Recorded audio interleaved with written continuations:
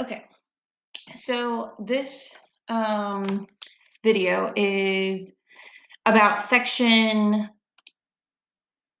4.2, and we're going to be talking more about what derivatives can tell us about our functions. So in section 4.1, we were using our derivatives to find our critical points.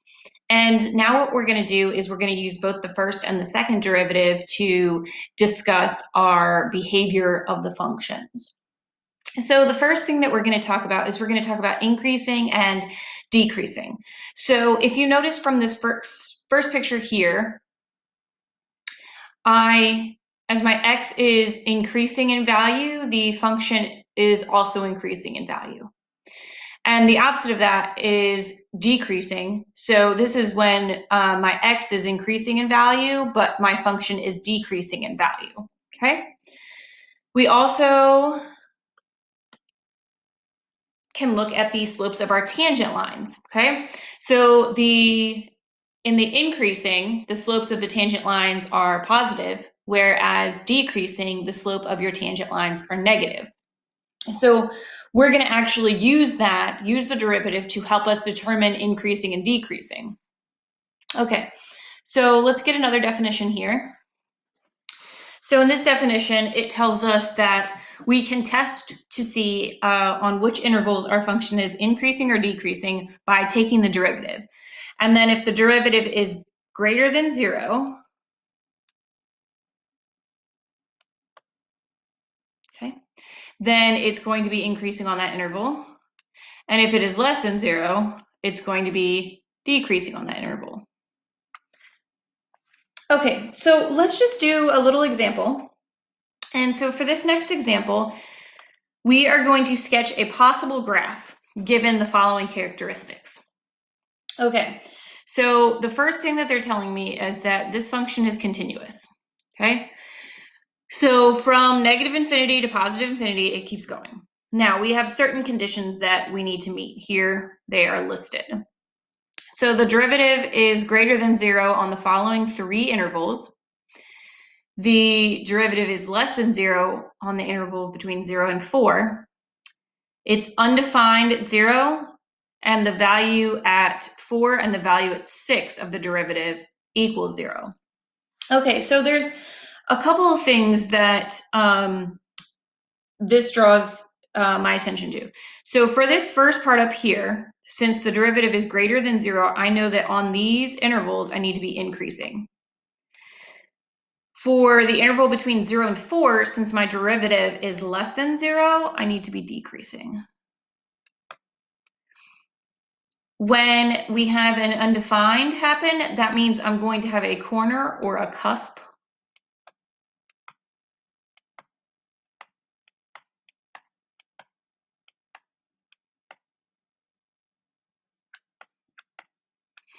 And then here, since my derivative is 0, that means I'm going to have a horizontal tangent.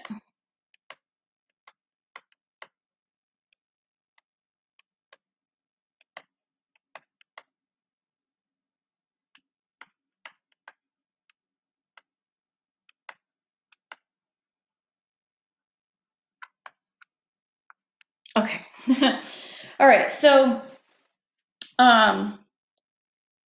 what I want you to think about, I like to draw like this little chart.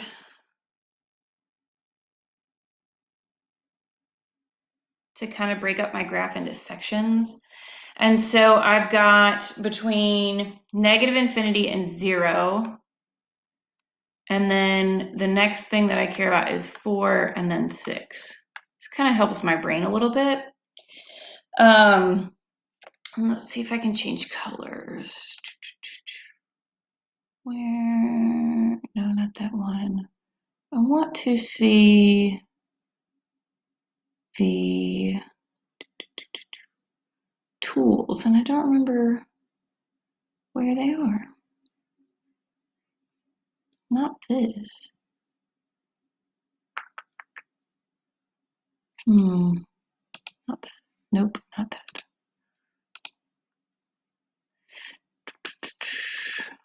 Is it this?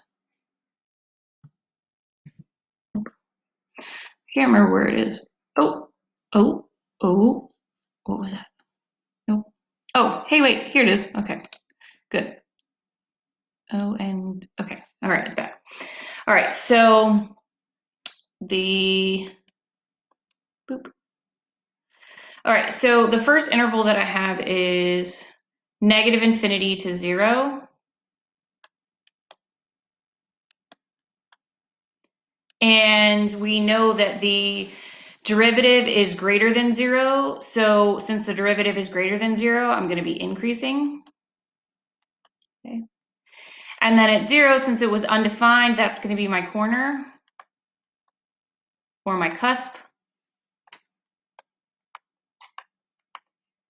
All right, then from 0 to 4, we were decreasing because our derivative was less than 0. And then at 4 and 6, we have the horizontal tangent. And then in between 4 and 6, we are increasing. And after 6, we are also increasing. Okay, and I know that because it told me the derivative was greater than 0. So what we can do with this information is we can actually sketch a possible graph. Now, this is not the only graph. This is just one possibility. All right, so what I'm going to do is I'm going to be increasing until I get to 0. And then at 0, I need like a corner or a cusp. So it's going to be a little sharp thing. So just going to start anywhere. And then I'm going to get here to 0. And we want to make like, yeah, like that. Okay. So it's like a really sharp angle right here. Okay, so then the next thing that I need to pay attention to is I'm decreasing until I get to 4. So 1, 2, 3, 4. So here at 4, I need my horizontal tangent, and at 6. So let me see. 1, 2, 3, 4. I'm just going to put them here. So I need that horizontal tangent. Okay, so now I'm going to finish drawing that section of my function as decreasing. And then I'm going to get here, and it's going to be a nice little curve thing happening there at 4. And then now I'm increasing again, and at 6, so this is 6 right here, I need another one of those little flat kind of curvy things. Like that. I think that's 5. Hold on. 1, 2, 3, 4, 5, 6. No, okay, 6. And then I'm still increasing. So it could be something like this. All right. So these characteristics are what told us what the original function looks like, even without knowing what the original function was. So that's pretty cool. And remember, this is just an example of the graph. This is not the actual, I mean, there's so many different possibilities that we could have, but this is just one possibility. Okay, so now let's go forward with another example.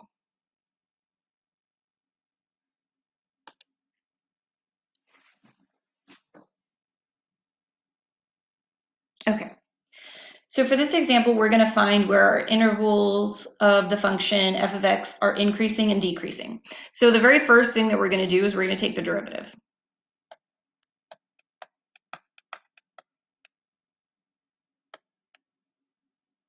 Okay, so that means I'm going to get 6x squared plus 6x. Okay, so what we're going to do now is we're going to factor this. And so I'm noticing I can take out a 6 and an x. Ooh, I'm actually going to write this on the same line.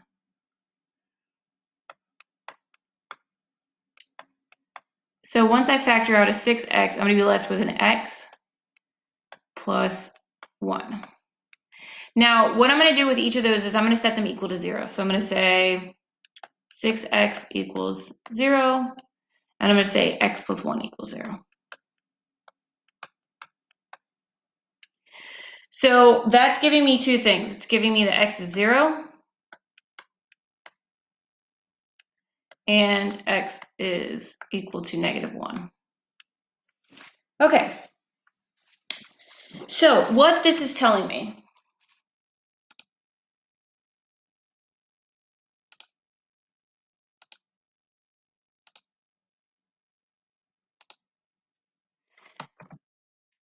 these are my critical points, which means that if f time of x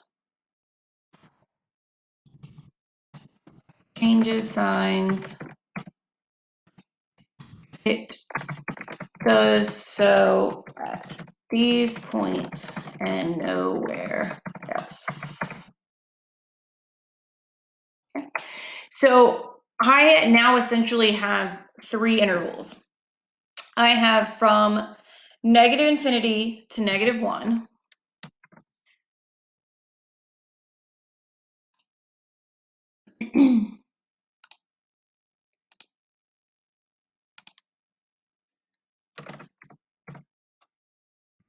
I have negative 1 to 0. And last but not least, I have 0 to positive infinity. Clark, get out of the sink.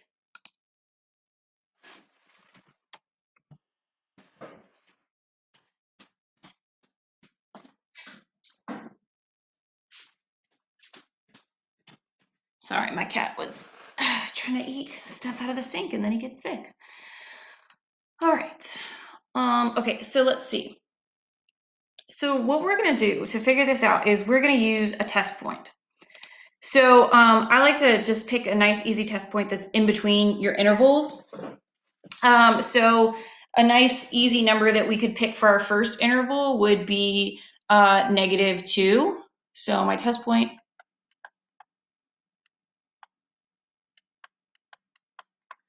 So what I'm going to do with that test point is I'm going to plug it into my derivative. So I'm going to say 6 times -2, -2. Oh, that's so bad.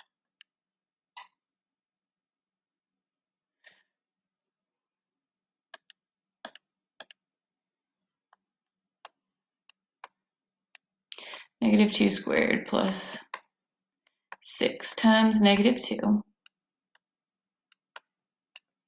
And I am going to get 12.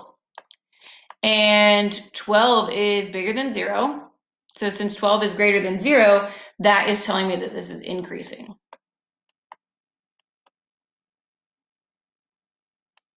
Okay. All right, so now we're going to do the same thing for our next interval. So I picked -1/2 for my test point. And when I plugged -1/2 into my derivative, I got -3/2. And -3/2 is less than 0, which tells me decreasing. And then for my last interval, I picked 1 for my test point. And I got that the answer was 12 when I plugged in 1, which is greater than 0, so increasing. Okay, so if you were to actually graph your original function, you would notice that it is increasing along the interval of negative infinity to -1, decreasing on the interval of -1 to 0, and increasing on the interval 0 to infinity. Okay, so you can verify this with Desmos, which is really nice. All right, let's go ahead and do another example, and I actually want you to pause and try this one. So you're doing the exact same thing that we just did. Okay, so hopefully you actually paused it and attempted this example. So I hope you took the derivative.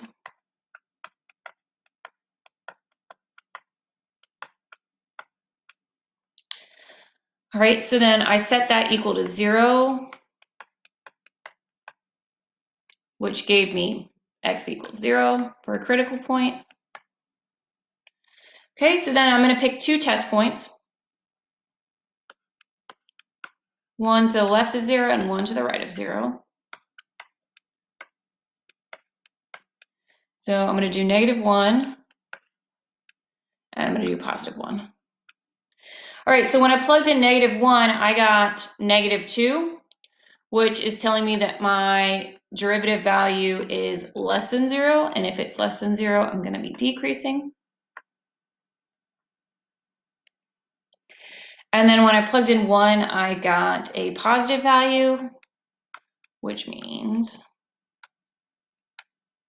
increasing. Okay.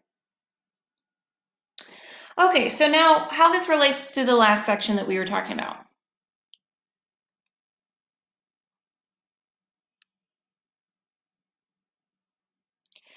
So we have, when a function is decreasing and then it switches to increasing, we have a local min. Opposite of that, when it is increasing and then switches to decreasing, we have a local max.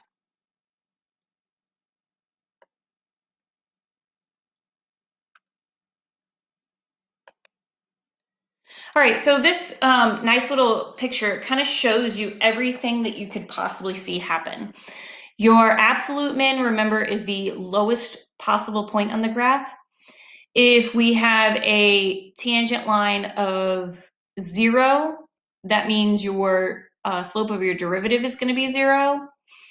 Our absolute max is the absolute highest point. And remember, when we have these sharp, sharp turns, it's going to be undefined there. Okay. And you can notice increasing, decreasing, anything that is a smaller divot but is not the lowest possible point is going to be your local mins, and the opposite of that when you have a local max. Okay, so that's not the absolute highest point, but it is a high point of the graph, so that's why we call it that. Okay, so we have another rule. So what we can use the first derivative for is we can determine if we have a local max or a local min. And we determine that by if your sign changes from a positive to a negative, you'll see a local max. And if it changes from a negative to a positive, you'll see a local min. Okay. And then if it is positive or negative on both sides, then there is no extreme value. Okay, so let's go ahead and put this with a real example.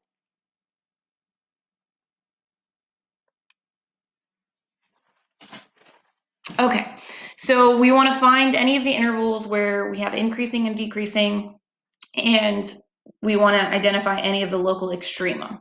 Okay, so step number 1, we are going to take our derivative.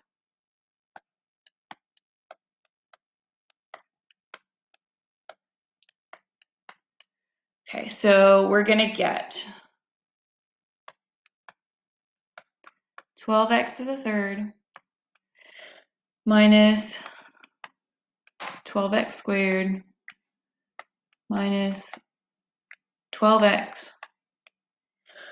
Okay, so then I'm actually going to take out a 12 because there's a lot of 12s in here. Oh, I forgot something, didn't I? Yep, I forgot a 12 plus 12. There we go. So, but we can factor out a 12 since everything has a 12.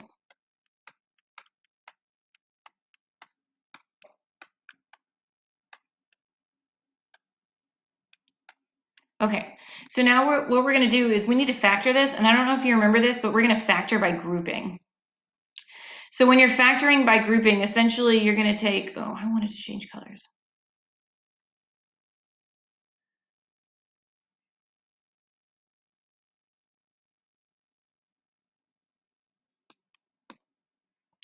So essentially what you're going to take when you factor by grouping is 2 of the terms and factor something out, and then the other 2 terms and factor something out. And what's going to end up happening is then you can factor out your answer. So 12 is still going to stay here, and I can factor out an x squared from the first 2 terms. So that's going to leave me with an x minus 1. And then from this back term, I know I need it to end up being x minus 1 so that I can factor this again. So I'm going to factor out a negative 1, which is just going to leave me with x minus 1.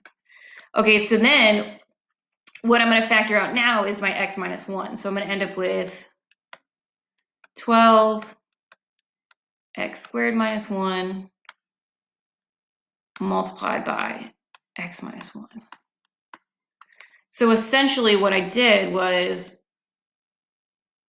I took this term and put him here, this term and put him here, and then the x minus 1, I factored that out of both of those, and that ended up here. Okay, so we're actually not done factoring. I can hear your groans through the computer. So we can factor this because it's difference of perfect squares. So x minus 1, x plus 1. And another x minus 1. So if you want to simplify this and say x minus 1 squared, you can totally do that. But essentially now we have our two critical points. We have x equals 1 and x equals negative 1.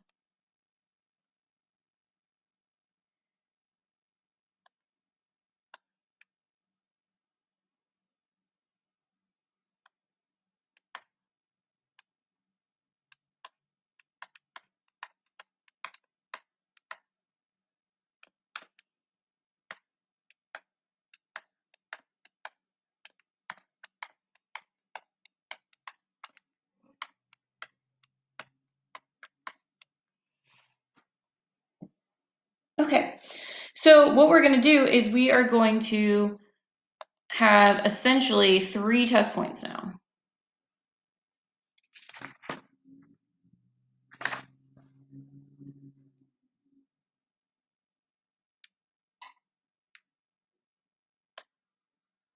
So if you think about this on a number line, we've got negative 1 and 1. So I've got like 3 sections here. I want a test point in each of those 3 sections so I can figure out what's going on. Okay, so my test point for here is going to be negative 2. My test point here, I'm going to use 0.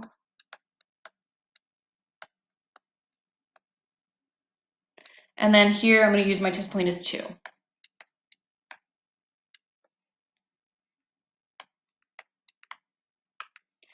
Okay, so what I'm going to do is I am going to plug in negative 2 to my derivative function.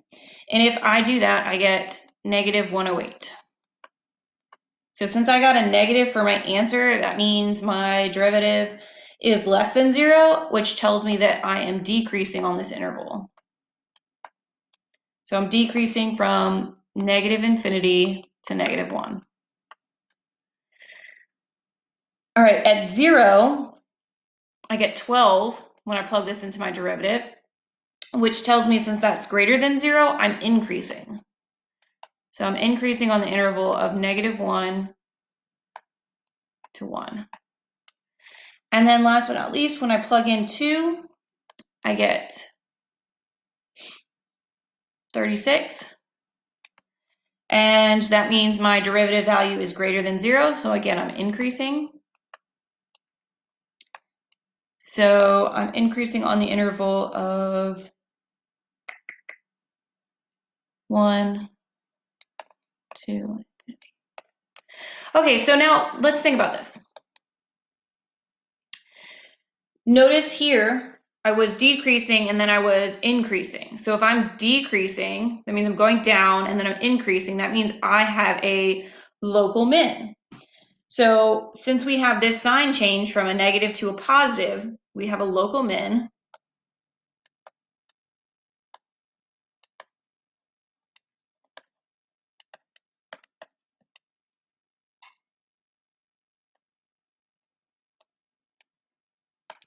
At x equals negative 1.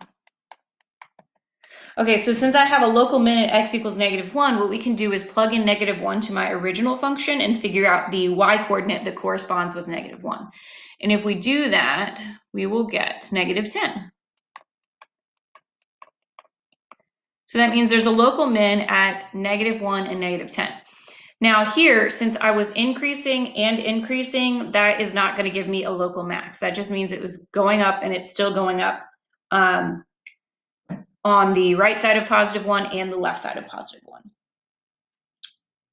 All right, let's do another example.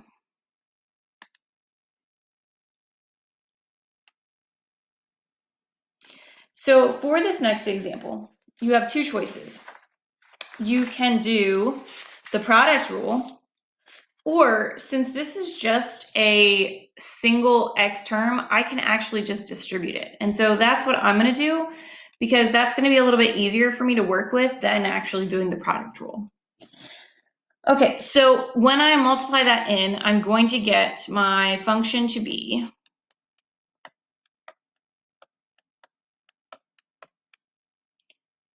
two x to the 2/3 minus, so x doesn't have an exponent, which means it's the exponent of 1. And so since I'm dealing with 3's, the common denominator there would be a 3. So instead of having an exponent of 1 with the x, I have an exponent of 3/3. And if I add 3/3 plus 2/3, I'm going to get 5/3. So it's x to the 5/3. Flashback to Algebra 1 and exponent rules.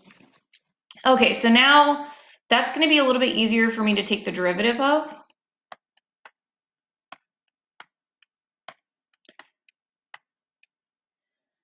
So when I take the derivative, we're going to have 2 times 2/3, which is going to give me 4/3.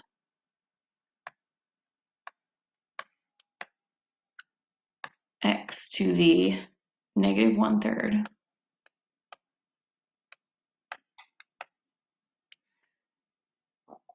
minus 5/3 times x to the 2/3.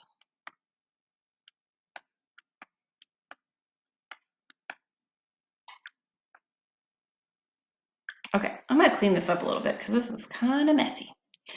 All right, so I have a negative exponent, so I'm going to drop him down.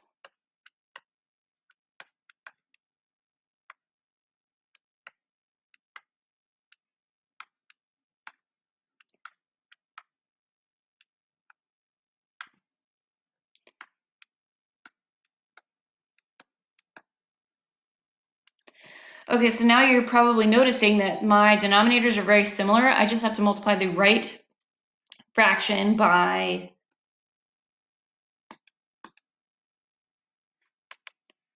x to the 1/3.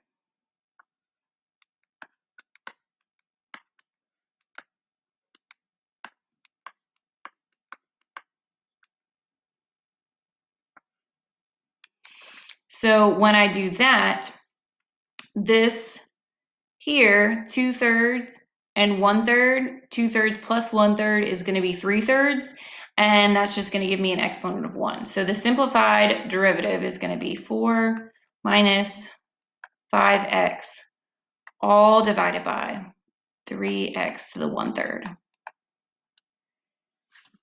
Okay, so now we're going to find our critical points. And so we're going to do that by setting both the numerator and the denominator equal to 0. So when I do the numerator,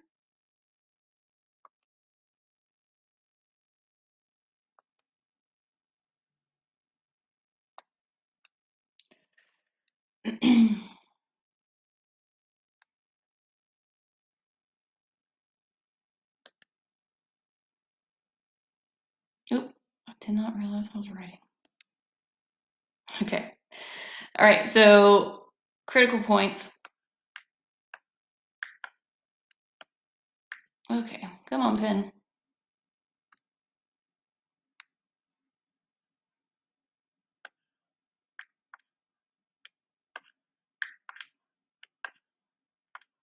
Okay, I might have to reset.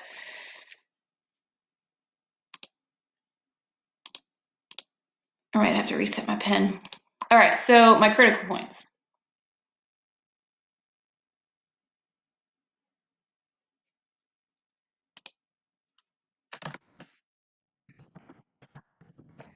we're setting the numerator and the denominator equal to 0. And so if I do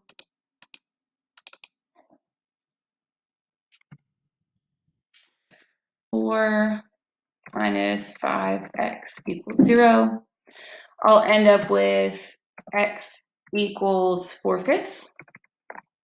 And then I also want to do the denominator equal to 0. So 3x to the 1/3. And that one's pretty straightforward. That one is going to be 0. So then if I think about my number line,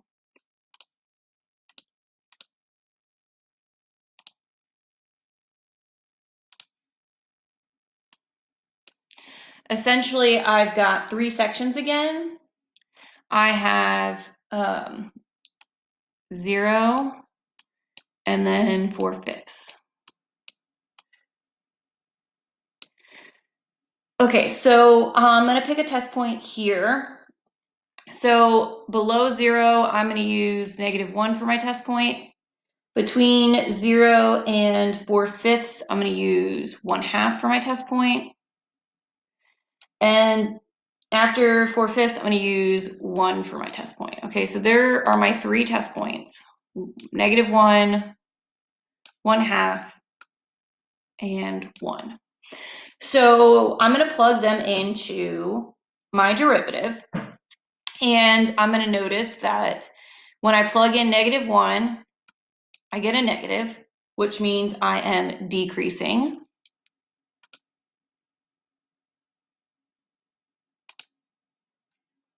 So decreasing on the interval -∞ to 0. Oops.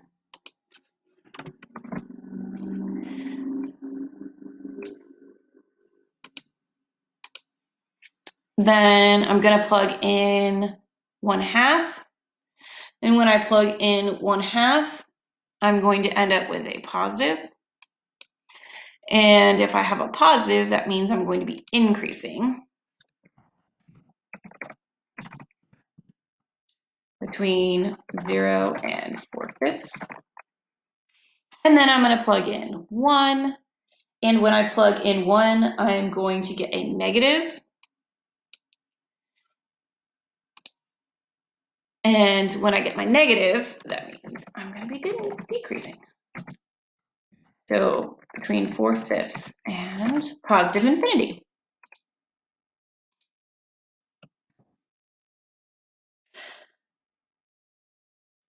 All right, so then if we're looking at this, we have a decreasing, so going down and then increasing. So that means here I have a local min.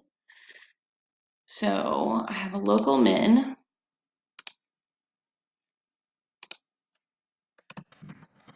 Local min at x equals 0. And we could actually plug that into our original function, and the coordinates of that local min are going to be 0, 0.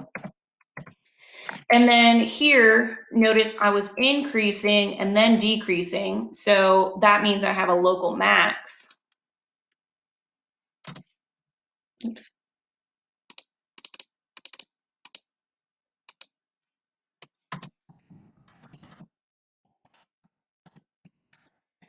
And this one's not going to be as nice to plug in. So the coordinates for that are 4/5 and approximately. Let's see if I have a symbol for approximately. No. So it's about, let's say it.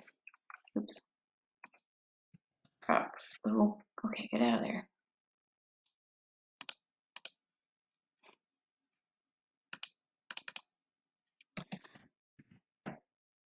Approximately 1.03, because that one's pretty gross when you try to plug it in.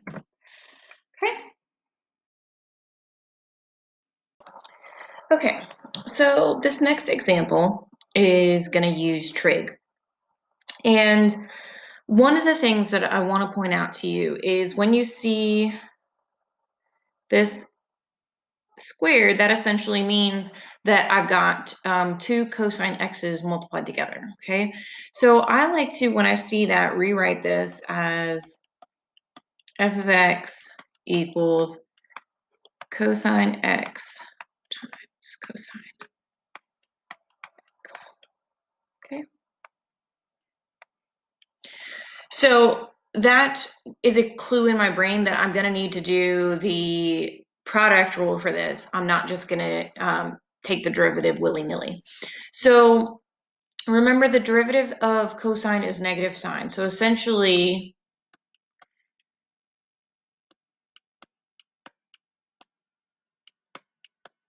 I'm gonna take the derivative of the first term, so it's gonna be negative sine x times cosine x. And then the second part, so we're taking the derivative of the second one, and the first one's going to stay the same. It's essentially going to give me the same thing. Cosine x times negative sine x. So I'm going to simplify that, and I'm going to have 2 of them. So negative 2 sine x cosine x. Okay? So the next thing that we're going to do is we're going to set each of these terms equal to 0. So I want you to think of this, if I had something like x minus 2 and x plus 3, you would just take each of these pieces and set them equal to 0 and solve, and you'd get x equals 2 and x equals negative 3. We're going to do the same thing with the sine x and the cosine x.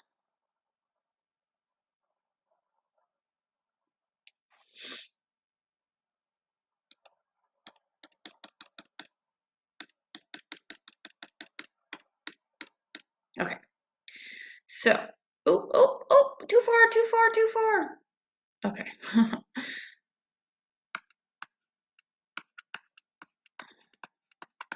Okay, so I'm gonna get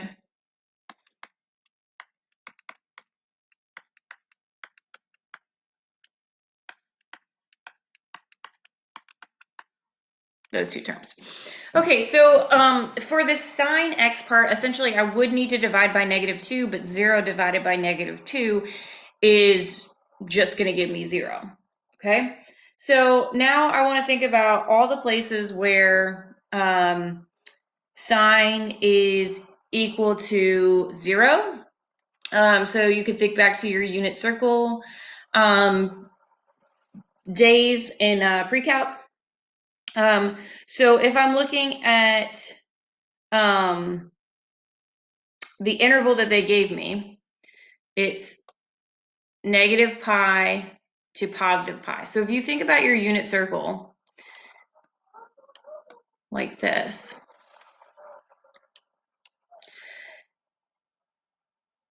positive pi, so from 0 to positive pi is here, okay?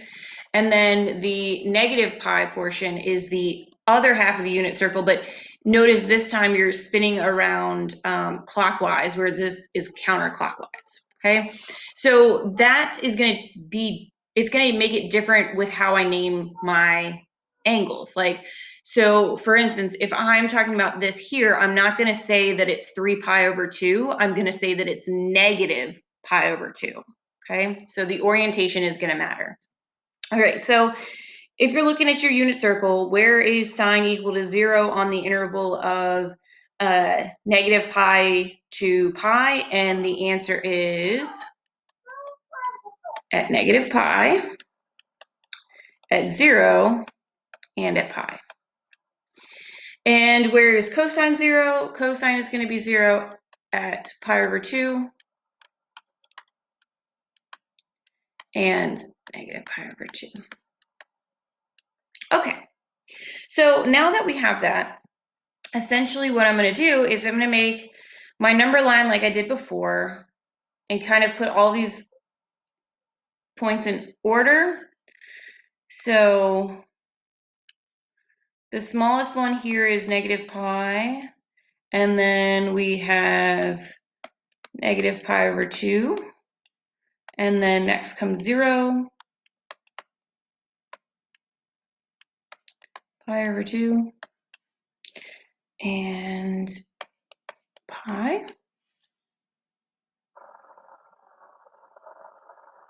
Okay, so I'm going to pick my test points. So my test point for in between negative pi and negative pi over 2, I'm going to pick negative 2 pi over 3. So what essentially I'm going to do is, if I look at my derivative, I essentially have 3 parts to it. Part 1 is the negative 2, which is going to give me a negative sign.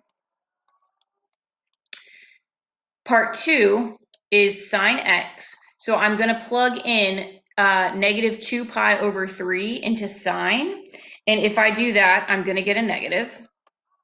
I don't really care what it actually is. I just care about the signs in this case.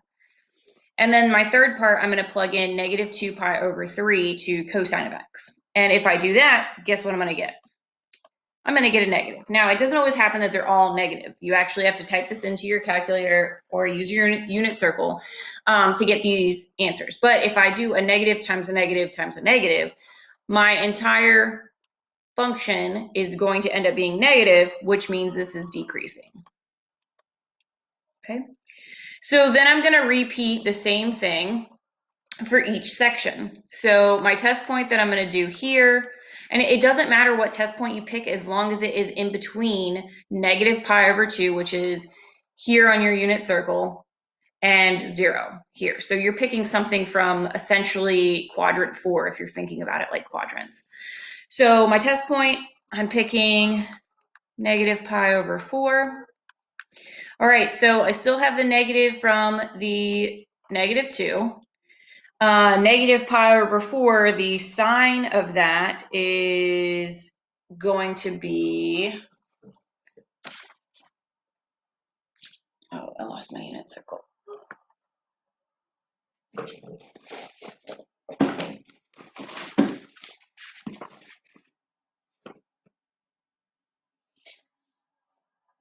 All right, it is going to be negative.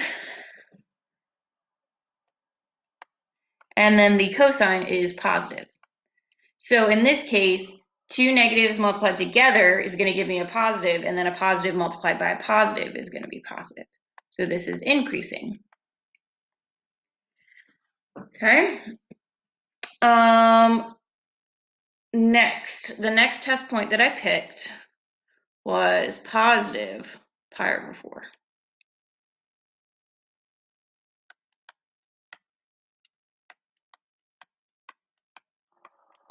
Okay, so negative 2,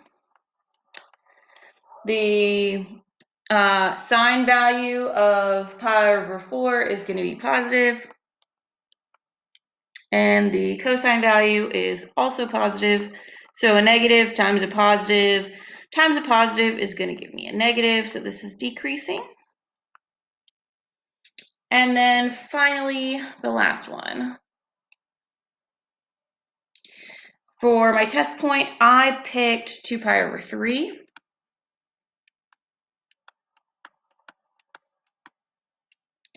So negative for my negative 2.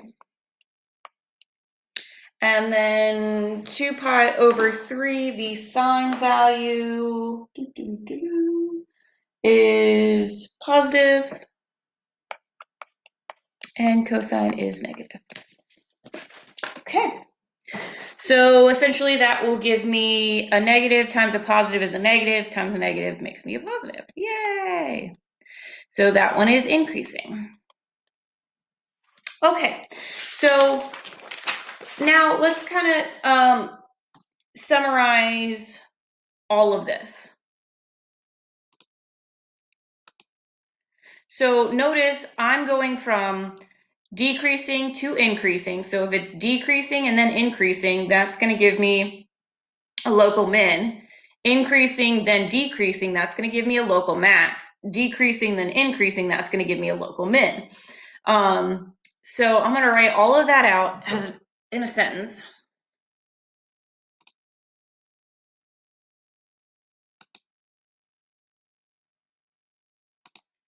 Okay. So increasing from negative pi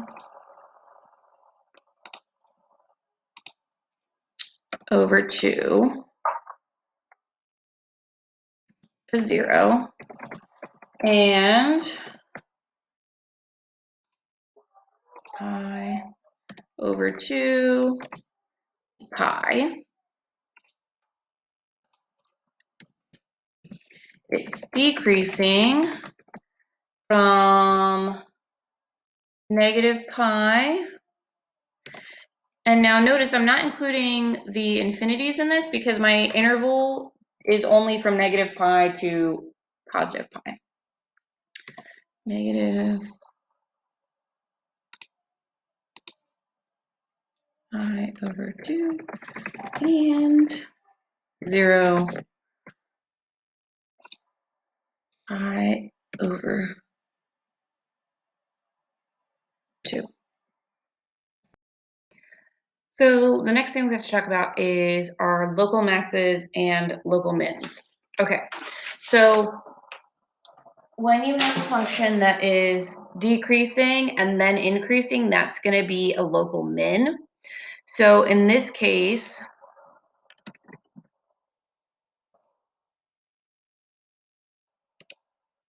oh my goodness, what the heck?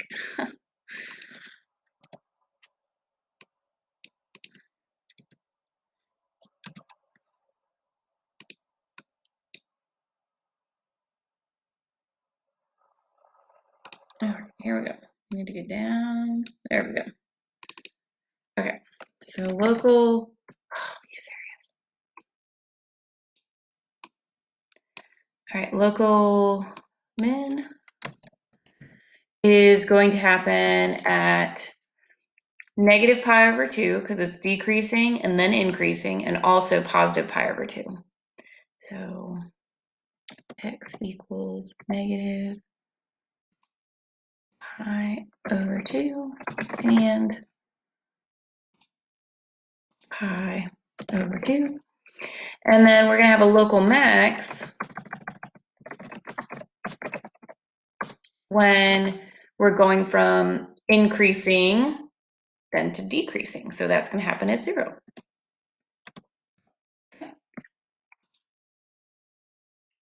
All right. Next.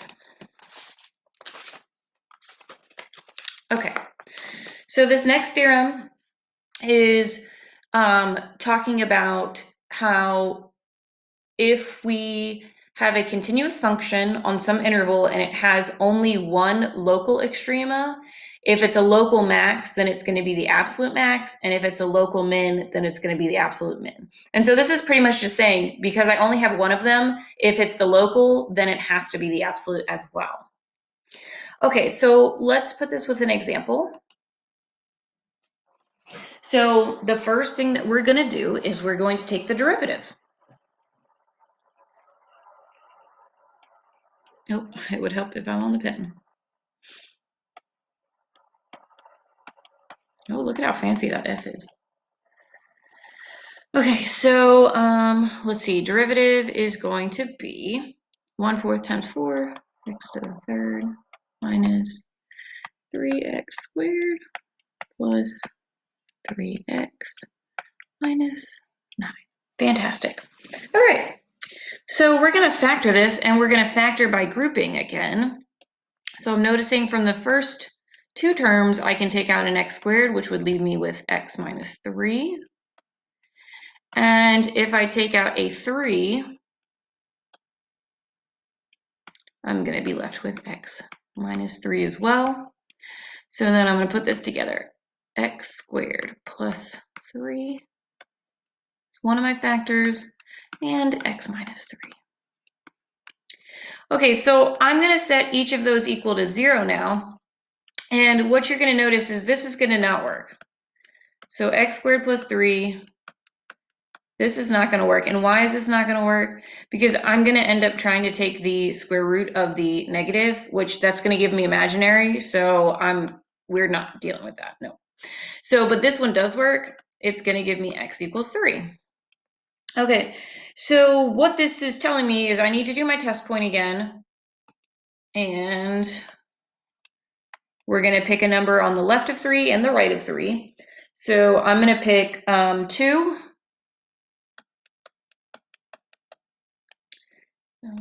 Test point. And I'm going to pick 4.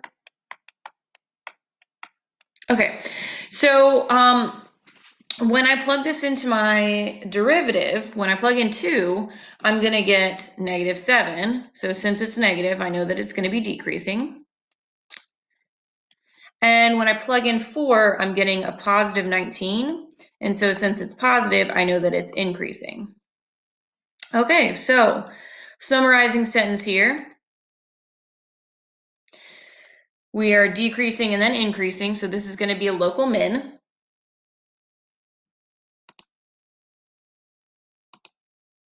So since x equals 3 is a local min and the only one, it is also the absolute min. Okay, next.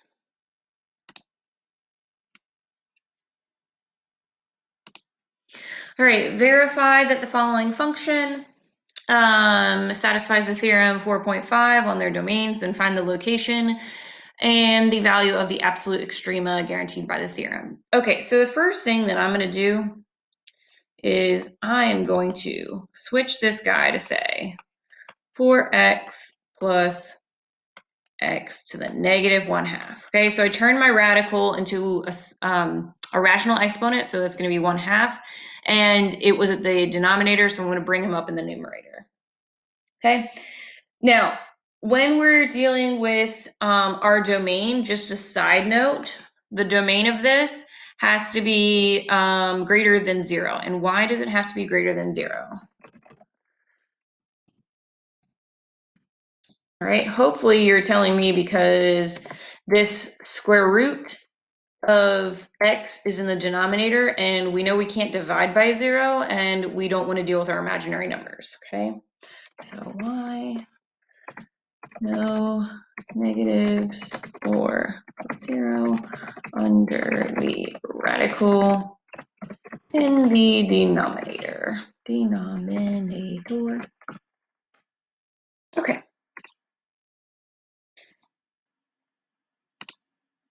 All right, so now that I have that written in a prettier form for me, I'm going to go ahead and find the derivative. And so the derivative of 4x is just going to give me 4. And the derivative of negative x to the -1/2 is going to be -1/2 x to the -3/2. Okay, so I'm getting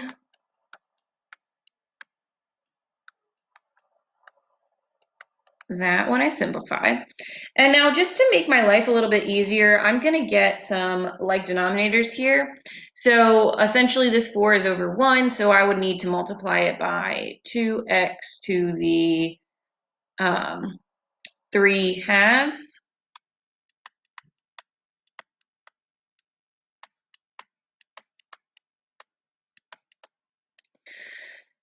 So doing that would give me 8x to the 3/2.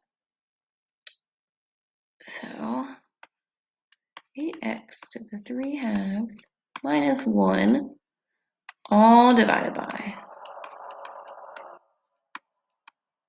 that.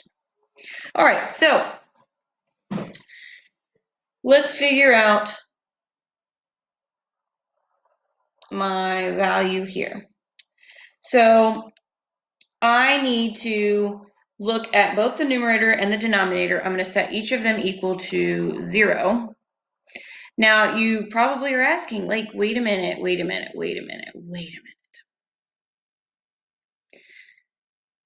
So if we do, oh, I thought that was going to change colors. Hold on.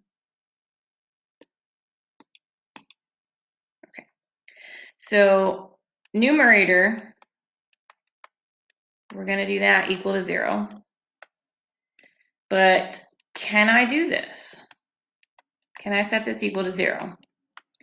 I hope you're telling me no, because the only way that that would be equal to 0 is if x was 0. And can x be 0? No, because I can't have 0 in the denominator. So I can't do this. That's not going to work. I only have to deal with this part. All right, fantastic. So plus 1. So you're going to get 8x to the 3 over 2 equals 1. We're going to divide by 8.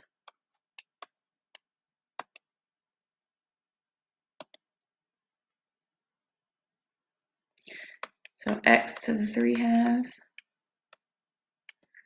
equals 1/8.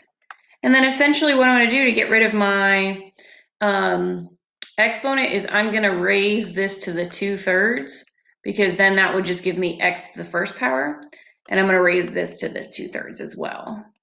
Okay, so if you do that, you're going to get 1/4. Okay, so I need to pick a value below 1/4 and a value above 1/4 for my test point. So let's pick 1/8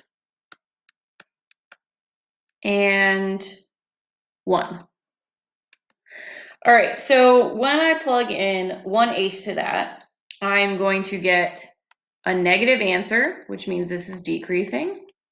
And when I plug in 1, I'm going to end up with a positive, which means this is increasing. So since we are decreasing and then increasing again, we're going to have another local min. And my summarizing sentence is as follows.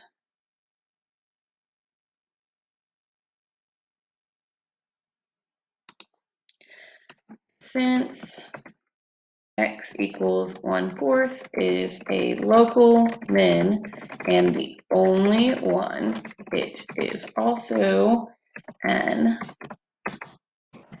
absolute min. Okay.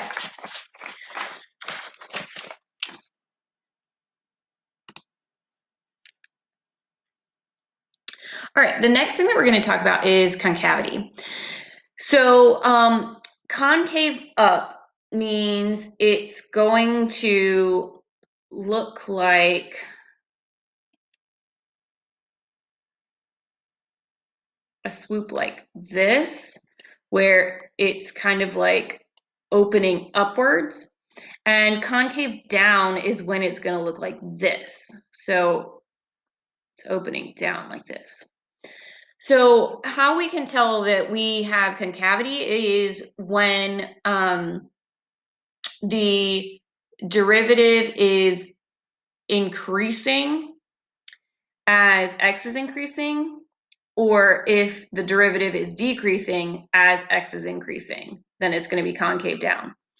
Whenever your graph is changing concavity, that is called our inflection point.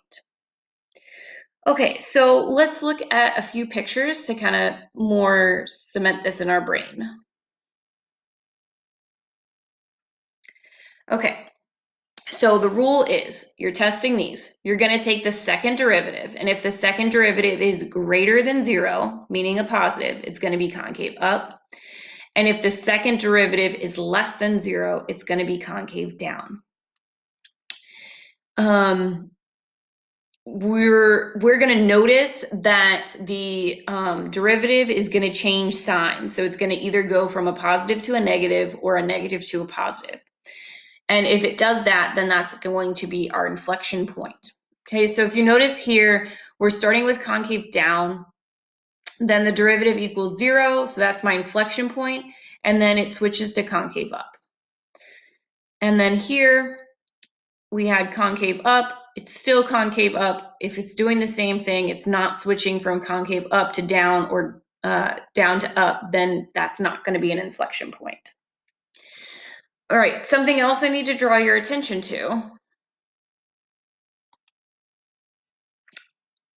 All right, so the derivative here doesn't exist, okay?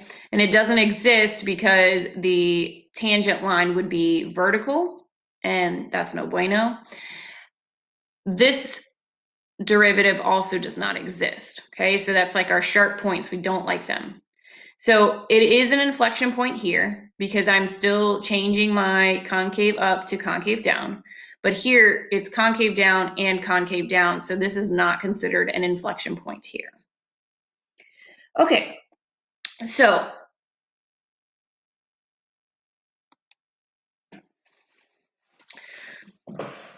we have the derivative of some function f of t is greater than 0.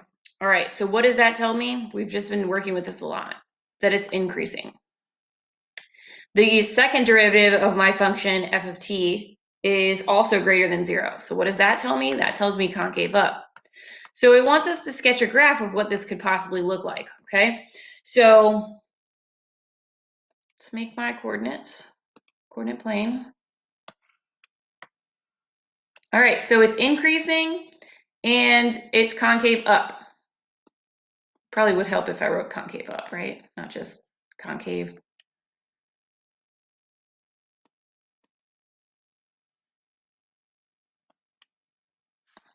Okay, concave up. All right, so increasing, which means as my x gets bigger, it has to get bigger, and it's concave up. So it's going to look like, woo, something like that maybe. Okay, let's do another one like that.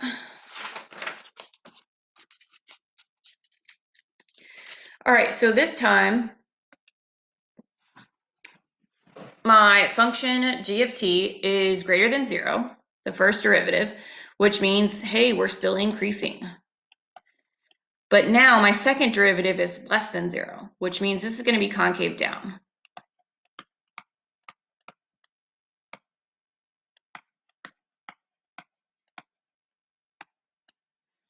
Okay, so go ahead and make our coordinate plane. So we're increasing, but we're concave down. So this could look something like increasing but concave down.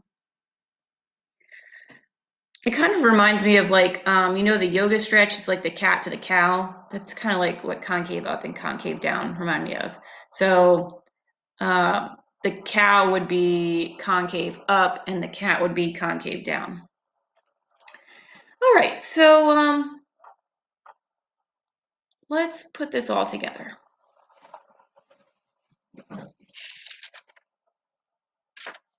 All right, so you might remember this example. We already did the first derivative of this previously in this video. So the first derivative was 12x to the third minus 12x squared minus 12x plus 1. The second derivative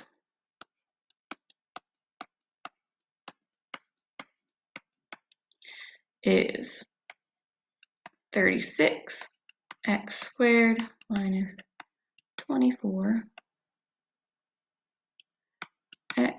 minus 12. Okay, so the first thing that I'm going to do is we're doing concave up and concave down and locating the inflection points. Okay, so the first thing that I'm going to do is I am going to factor. Oh, the squared kind of got messed up. All right, I'm going to factor this. So I know I can pull out a 12. That's going to make my life a little bit easier when I factor. And that's going to leave me with 3x squared minus 2x minus 1. All right, and then if I factor this, I'm going to end up with 3x plus 1 and x minus 1, which tells me x equals -1/3. I'm setting this equal to 0. I'm setting this equal to 0, and I'm going to get 1. And then just like we were doing before, I'm going to make my little number line thing. So we have -3, -1/3, and 1, +1.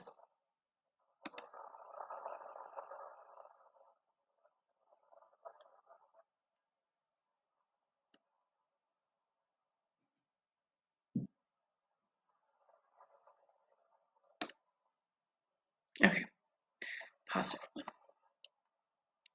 All right, so let's pick some test points. So I'm going to do test point of -1. I'm going to do 0.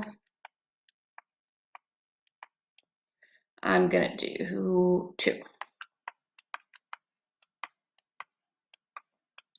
Okay, so pretty much for this, we don't really too much essentially care about the answers in this case. We only care about the signs, okay?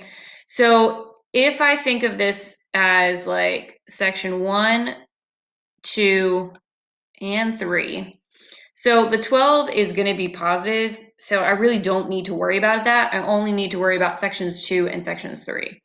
So if I plug in a -1 to 3x + 1, I'm going to get a negative for my answer. And if I plug in -1 - 1, I'm going to get a negative for my answer. So a negative times a negative is going to give me a negative, okay? Which means, oh my gosh, I totally said that backwards. A negative times the negative is a positive. It's obviously too late for me to do math. So since a negative times a negative is a positive, this is telling me that this is concave up. All right, let's do 0. Okay, so for 0, essentially, I'm going to get a +1 for here. And I'm going to get a -1 for here. So a negative times a positive is a negative, which means concave down.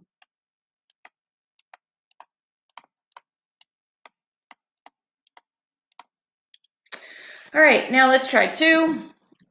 So for 2, essentially, we're going to get a positive and a positive, which is a positive. So concave up.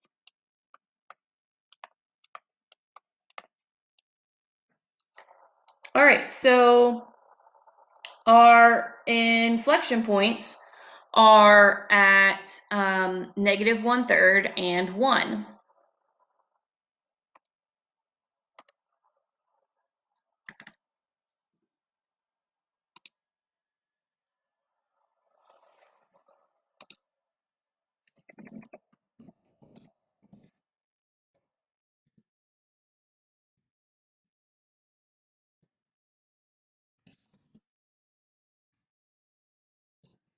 And we could find the y coordinates as well.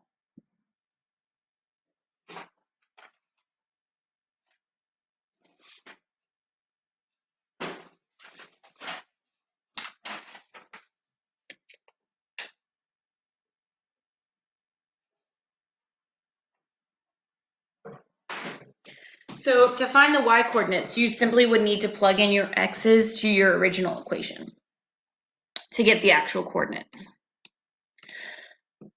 All right, next. All right, ooh, trig, yay. Okay, so for this one, first, we're gonna find the derivative.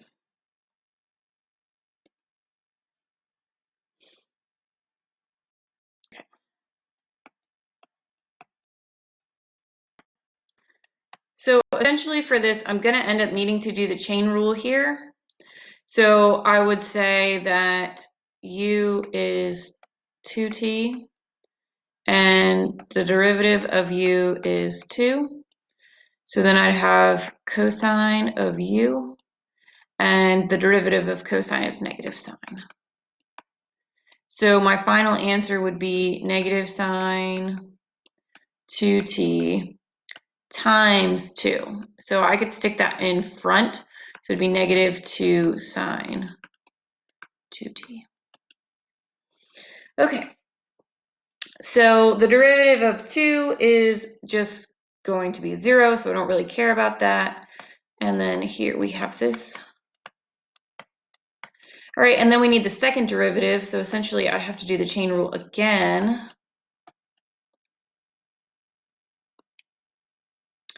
So this time u would still be 2t, and the derivative of u would be 2, but the derivative of sine is going to be cosine. So I'm going to end up with 2 times cosine 2t. Now, we already have the negative 2 that is in the front here. So that negative 2 is going to multiply with this 2 that I brought out from doing the second derivative and give me negative 4.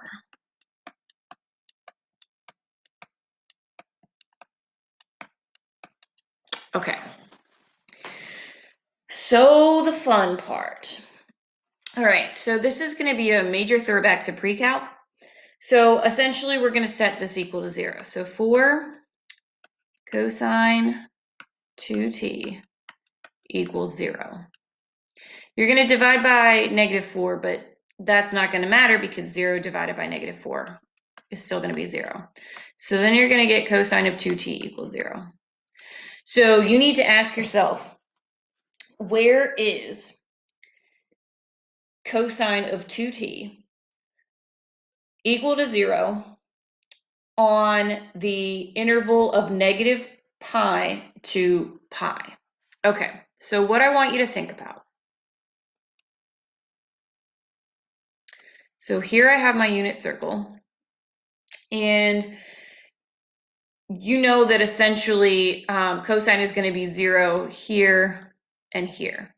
Okay, so since we're going from negative pi, that's essentially from here to here, and then 0 to pi. Okay, so it's going to matter, like I said before, it's going to matter if you're going positive or negative, because this is 0 to pi, this little pink part, and this is 0 to negative pi, and you're going clockwise, and when you go clockwise, you're reading the angles as negative. Okay, so with that information, I know that cosine of 2t is going to equal 0 at 4 different points. So negative pi over 2, pi over 2, negative 3 pi over 2, and 3 pi over 2.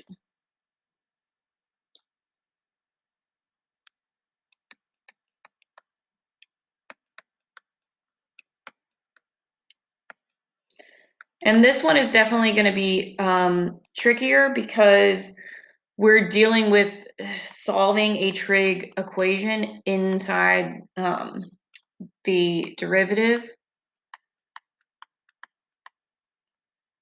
Okay, so then what you're going to need to do is you're going to need to divide each of these by 2 so that we get t by itself. So we're going to end up with t equals negative pi over 4,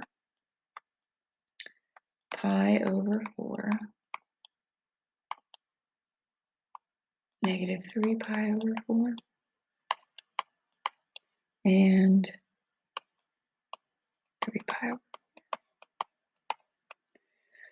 Okay, so just like before, I'm going to make my little number line.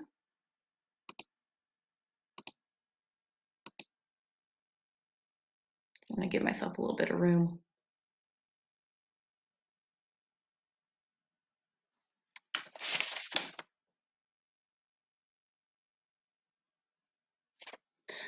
Okay. Number line time. Whoa, that was bad. Try this again.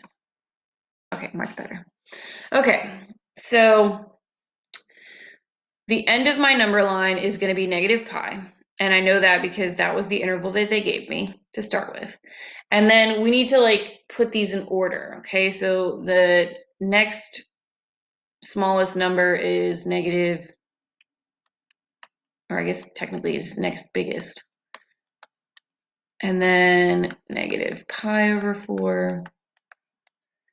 And then pi over 4. And then, so I'm just putting them in chronological order. And 3 pi over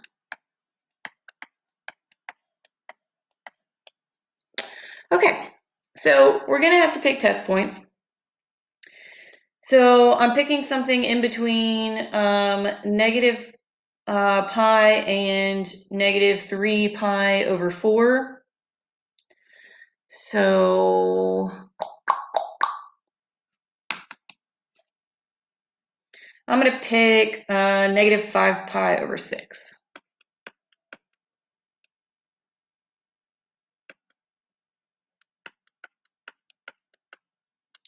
Okay.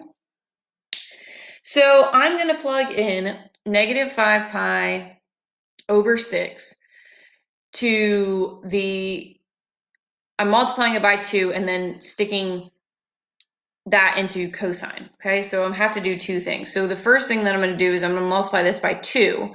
So essentially, the 2 and the 6, 2 divided by 6 is going to be 1/3. So 1/3 times my negative 5 is going to give me negative 5 pi over 3. So if I'm looking at the cosine value of negative 5 pi over 3, that is a positive, okay? So, but here's my problem. I have my negative 4, that's like part 1, and I have cosine of 2t. So negative 4 is going to be negative, okay? So I have a negative in the front, I have a positive in the back. Negative times positive means negative, and if we have a negative, it's going to be concave down. Okay. All right. Next example. I am picking negative pi over 2. That'll work. So my test point here is negative pi over 2. So first thing I have to do is multiply it by 2, which just gives me negative pi. All right, so I still have negative 4, so that's a negative. The value of cosine at negative pi is a negative. It's negative 1. So negative times a negative gives me a positive. So this is going to be up. Okay. Next. So all I'm doing is I'm picking some point that's in between these two values as my test point, multiplying by 2, and then plugging into my equation. So let's pick negative pi over 6. When I multiply that by 2, it's going to give me negative pi over 3. And if I look, the value of negative pi over 3 is a positive. So a negative from my 4 times a positive value is going to give me a negative, which means we're concave down. All right, next one. We're rolling right along. We have pi over 4 to 3 pi over 4. So my test point, I'm going to do 2 pi over 3. If I multiply that by 2, it's going to give me 4 pi over 3. And if I look, 4 pi over 3, that is a negative. So we have a negative times a negative, which is a positive. And if we have a positive, that's going to be concave up. Okay. And last but not least, oh my gosh, I can't believe I messed up my number line. This is supposed to be pi because I got really excited.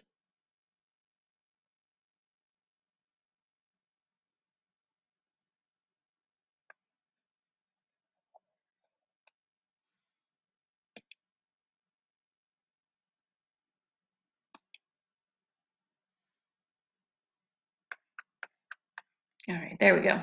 Okay. All right, so what did I pick for my test point for this one? I picked 5 pi over 6. Okay, so then if I multiply that by 2, I'm going to get 5 pi over 3. And that value is a positive, so we have negative 4 times a positive, which is a negative, so this is going to be down. Okay. So that means we have inflection points at negative 3 pi over 4, pi over 4, negative pi over 4, pi over 4, and 3 pi over 4. So we've got 4 total inflection points. And you could check that in Desmos as well. Okay.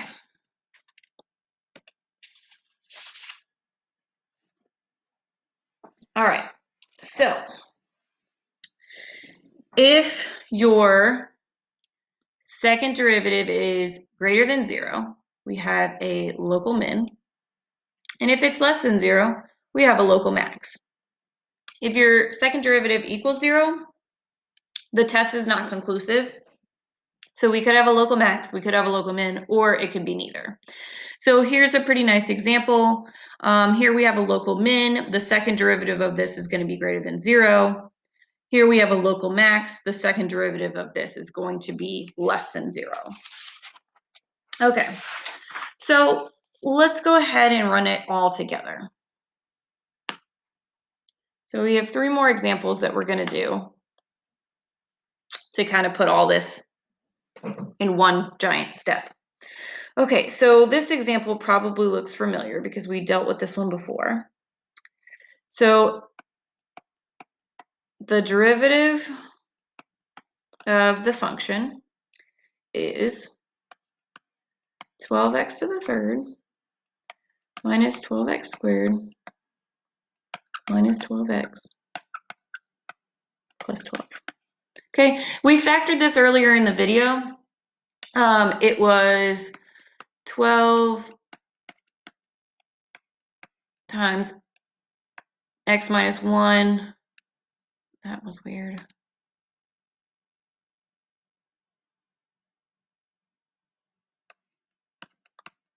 X plus 1. And this was important because it gave me my critical points.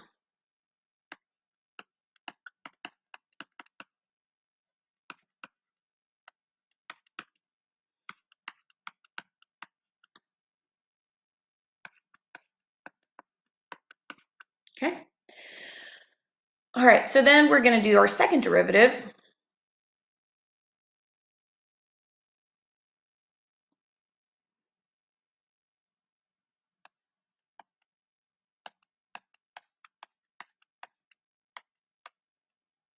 So our second derivative is 36x squared minus 24x minus 12.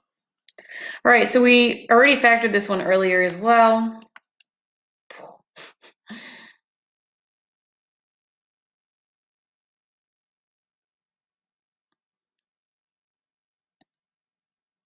Okay. I feel like my pen is going faster than my brain. Or maybe my brain is going faster than the pen. Okay, so we got x equals 1 and x equals negative 1/3. Okay. So we're going to take and we're going to plug those 2 values into our second derivative. So if I plug in 1, my answer is going to be 0. So that is inconclusive. We don't know.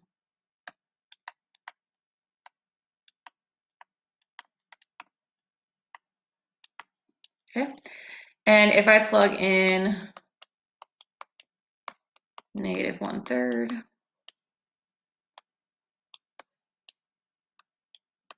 I'm going to get 48, which is greater than 0.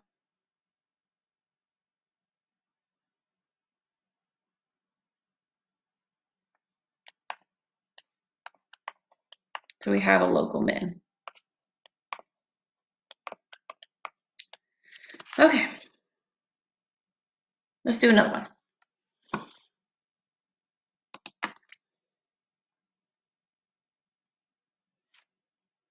Okay. So, you know that I like to write this like this.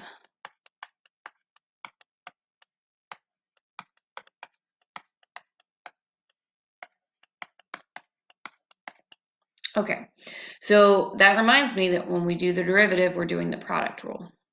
Okay, so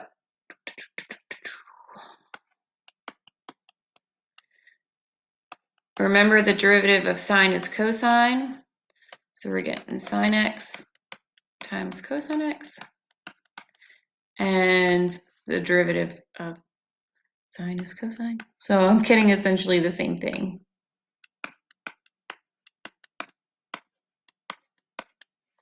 Okay, so let's simplify that a little bit.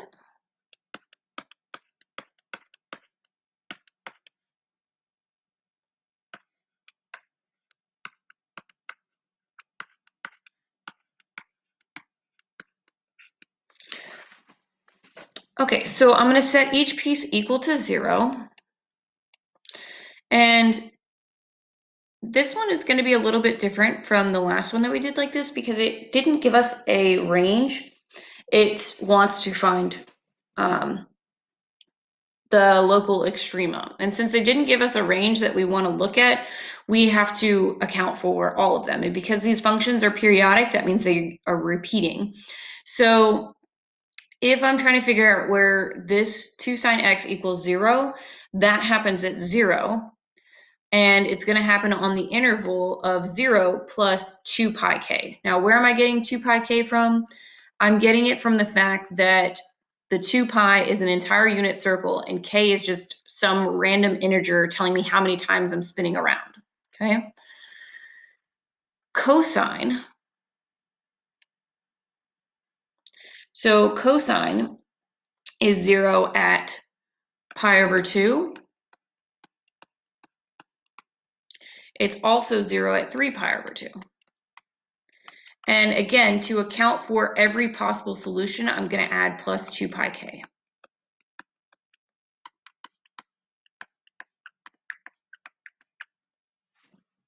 All right. So now that we have that, let's go ahead and take the second derivative.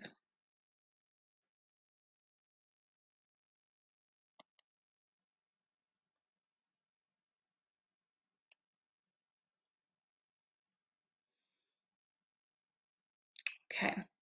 So I'm going to have to do the product rule for this second derivative. All right, so I'm going to leave the first part the same, 2 sine x. The derivative of cosine is negative sine.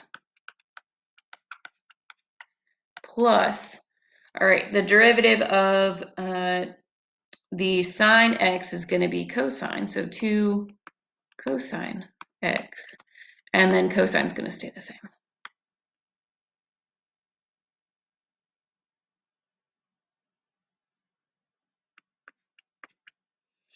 Okay, so essentially, if I simplify this down, I'm going to get negative 2 sine squared x plus 2 cosine squared x. Okay, so now what I'm going to do is essentially I'm going to plug in 3 different values to my second derivative to figure out if I have any local maxes or local mins. Okay, so I'm plugging in 0, pi over 2, and 3 pi over 2.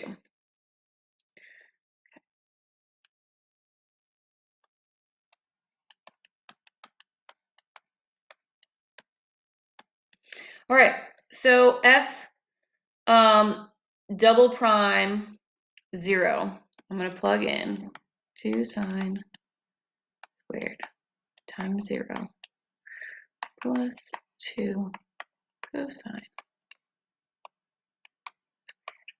0. Okay. All right, so it's a little, just trying to clean this up a little bit. All right, so you can use your unit circle or your calculator to figure this out. But this is going to be 0, and this is 1, so 2 times 1 is going to give me 2. And since 2 is greater than 0, we have a local min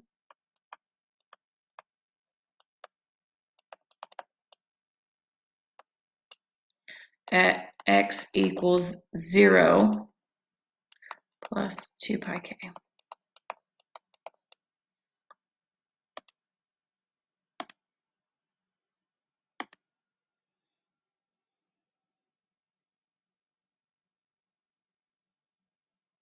Okay, so I'm going to do the same thing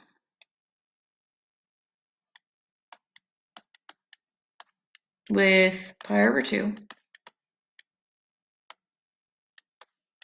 Okay, and when I do that, I'm going to get -2, and -2 is less than 0, which means I have a local max.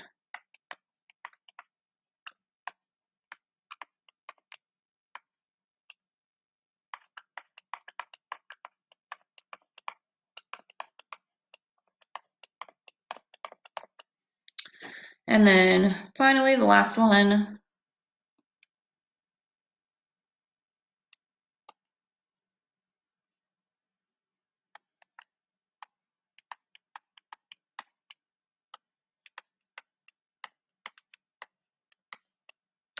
When I plug in 3 pi over 2, I am getting 2, which is greater than 0. So we have a local min.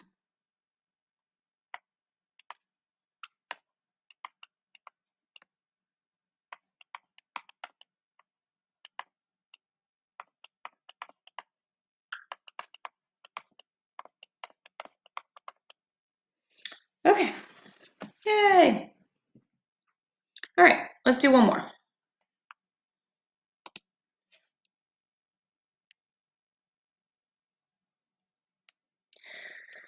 All right, use the second derivative to find the local extrema. Okay, one thing I need to point out to you, this was probably a bad way to write this equation. This is like one term, and this is not in the denominator. So I'm actually going to rewrite it to the side here. So f of x equals x to the 4th over 2 minus 12x squared. So essentially how I'm going to think about this first term is I'm going to think of it as 1/2 x to the 4th. So if I think about it like that, when I take my derivative,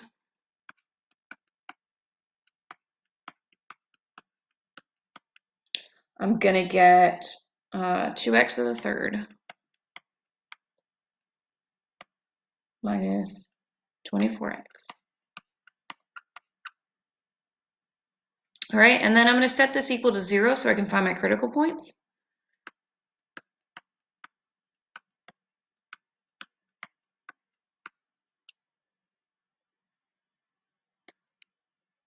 So I can factor out a 2 and an x.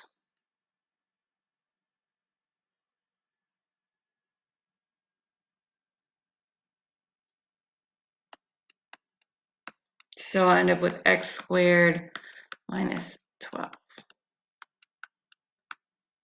Okay, so what that is telling me when I set these equal to 0, so we're going to get 2x equals 0, so x is 0. We're also going to get x squared minus 12 equals 0. So x squared is 12, take the square root. Okay, and I can actually break this down because 12 is really 4 times 3, and I can take the square root of 4, it's 2. So this simplifies further to plus or minus 2 square root of 3. That's a 2. Okay. All right, so that is giving me my points to test, and I need to find my second derivative. So my second derivative is 6x squared minus 24. All right, so now I'm going to plug in my points. So f double prime of 0 is 0 is going to give me negative 24. So that's a local max.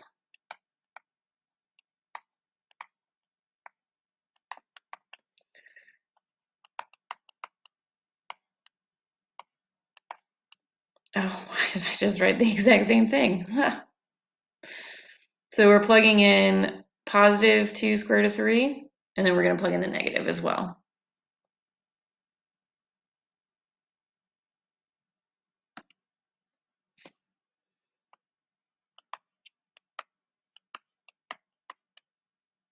So if I plug in positive 2 square root of 3, I'm going to get 48, which since that is greater than 0, that is going to be a local min.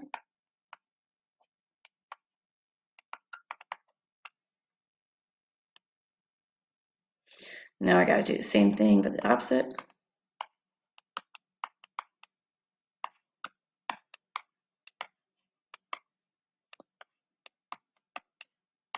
And guess what? Hey, it's 48 again. All right, so that means that is a local min. Okay. So a nice little summary of all of this can be found on page 195.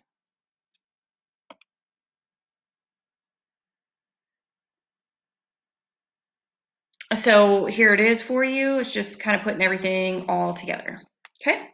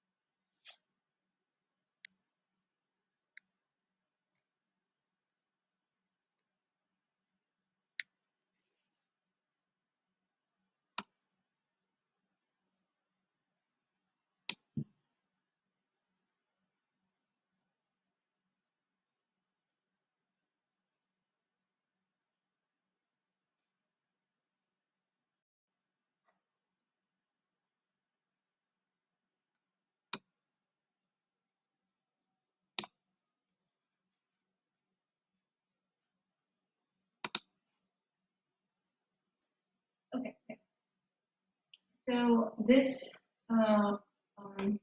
video is about section 4.2, and we're going to be talking more about what derivatives can tell us about our functions. So in section 4.1, we were using our derivatives to find our critical points, and now what we're going to do is we're going to use both the first and the second derivative to discuss our behavior of the function. So the first thing that we're going to talk about is we're going to talk about increasing and decreasing. So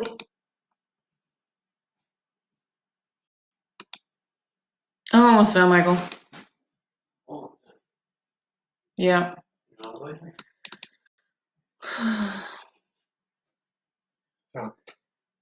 It's like choppy, and I don't know what this thing is doing.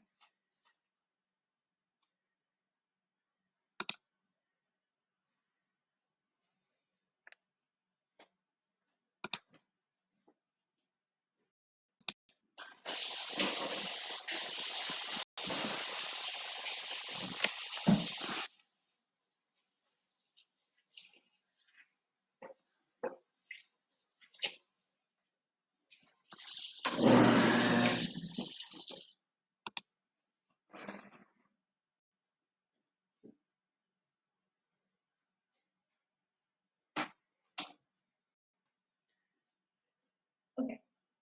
So this video is about section 4.2, and we're going to be talking more about what derivatives can tell us about our functions. So in section 4.1, we were using our derivatives to find critical points.